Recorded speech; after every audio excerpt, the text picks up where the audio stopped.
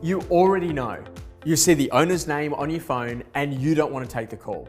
And the reason for that is because you know that that particular property is just not selling. You know that you've tried everything inside of the book, but now more than ever before, you actually need to give really good quality, proactive advice on what that particular owner needs to do in order to be able to get to sold. See, I'm a big believer that short, early conversations help you to win. And the easiest way to do that is to think, does this property need a realignment?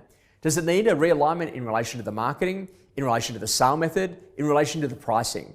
And what's really important is that when you think about what they do in the commercial, industrial, and retail world, is they talk about repricing of an asset pool. That might mean that there's not as many tenants, for example, that are looking to lease out retail space.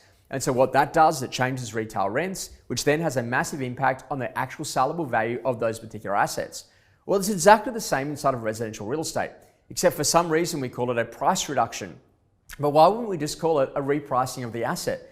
Now more than ever before, there's a different level of buyers, there's a different level of sellers. That whole dynamic change around what's actually happening between demand and supply has a huge future impact on the saleable value of that asset.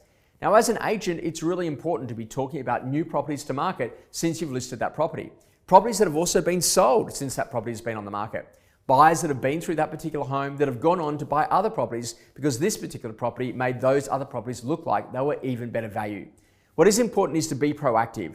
The moment that you feel that things are off track, make sure you get them back on track. And the way that you do that is to manage things based on the indicators of interest. Things like inquiries, inspections, second appointments, contract requests, and offers. These indicators of interest allow you to realign where the property is actually at. If you're not getting second appointments, people just aren't seeing value. If people aren't making offers, then maybe they're buying other properties in that marketplace. And you need to be really attuned to what is actually happening in your market. You need to be able to develop some basic benchmarks. We used to have a really simple one that for every 10 inspections on a property, we should have someone coming back for a second appointment. And 1 out of every 2 second appointments should proceed into an offer. And why this is such an important part is that if you've got a blockage earlier on in the line, that you're not even getting inquiry, then there's definitely something wrong with the marketing and potentially the pricing of the asset. Get these things right so that you can make sure that you deliver a great customer experience. And always remember that sometimes owners need to see activity. That might be 1 or 2 buyers through a particular property. Maybe it's an offer, even if that's well away from their expectations. That actually gives them confidence that you're dealing with people that are real, that are in the marketplace today.